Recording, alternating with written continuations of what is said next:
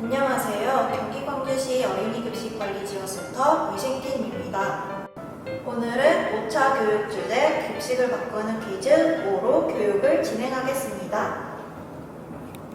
청결하고 안전한 급식을 제공하기 위해서 알아야 하는 6가지 항목이 있습니다. 첫 번째, 시설 등 환경. 어떤 그림이 바람직하지 않은 사례일까요? 맞습니다.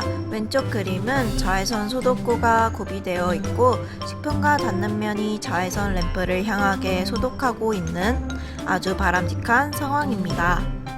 반면 오른쪽 그림은 내구성, 내수성, 내열성이 약한 나무 재질로 세척 및 소독이 효율적으로 이루어지지 않은 부적절한 사례입니다.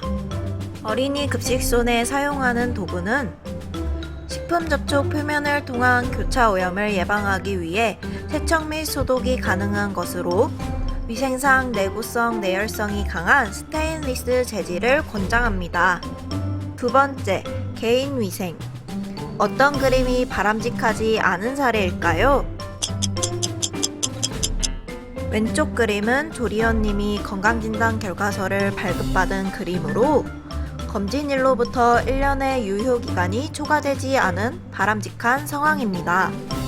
반면 오른쪽은 조리 작업 중 액세서리를 착용하고 있는 부적절한 사례입니다. 액세서리를 착용하고 조리를 할 경우 액세서리 사이 미생물 증식 우려가 있으므로 착용을 금합니다.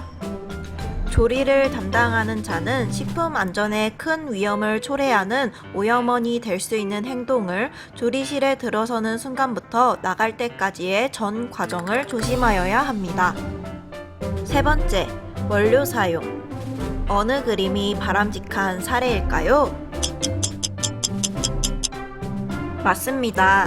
원산지 표시 대상 품목인 밥, 죽, 누룽지에 들어가는 쌀, 한우, 유구, 젖소의 종까지 표시한 소고기, 해당 수산물 종류까지 표시한 왼쪽의 원산지 표시가 바람직한 사례입니다.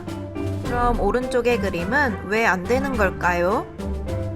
오른쪽 그림과 같은 경우에는 원산지 표시 품목 중 콩, 두부에 대한 원산지 표시와 식단표 내 표시가 불일치한 매우 부적절한 사례입니다.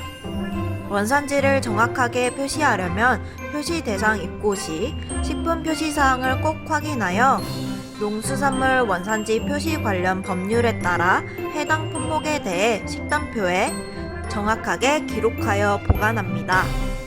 네 번째, 공정관리. 어느 쪽이 바람직한 사례일까요? 눈치가 빠르신 조리사님이라면 바로 눈치채셨을 텐데요. 맞습니다. 왼쪽 그림은 바닥, 벽, 천장, 환기시설, 조리시설 등 내부를 청결하게 관리한 바람직한 사례입니다.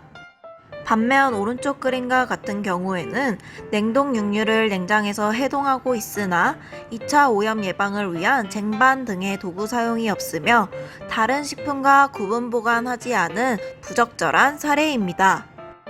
어린이 급식소는 조리 공정 과정에서 제품의 위해 요소가 일어나지 않은 올바른 방법, 예를 들어 냉장, 유수, 전자레인지를 사용하여 해동하며 녹은 흔적으로 인한 2차 오염에 주의하여야 합니다.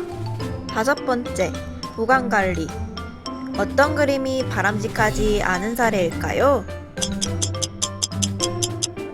왼쪽 그림은 냉장고 온도가 0.5도씨, 냉동고 온도가 영하 22도씨로 냉장 온도 0에서 10도 사이, 냉동 온도 영하 18도 이하를 유지하고 있는 매우 적절한 그림입니다. 반면 오른쪽 그림은 무엇일까요? 식품인 양념류와 비식품인 소독제를 함께 보관한 안정성 부분의 부적절한 사례입니다. 식품과 비식품을 구분된 장소에서 혼합되지 않도록 보관하며 소모품 중 세제 및 소독제는 안정성 자료도 함께 보관합니다. 특히 소독제는 화학 제품으로 분류됨을 주의해주세요. 여섯 번째, 기타 사항. 어느 쪽이 바람직한 사례일까요? 왼쪽 그림의 경우 당일 제공된 모든 급간식이 150g 이상씩 영하 18도 이하에서 144시간 이상 보관되고 있는 보존식의 바람직한 사례입니다.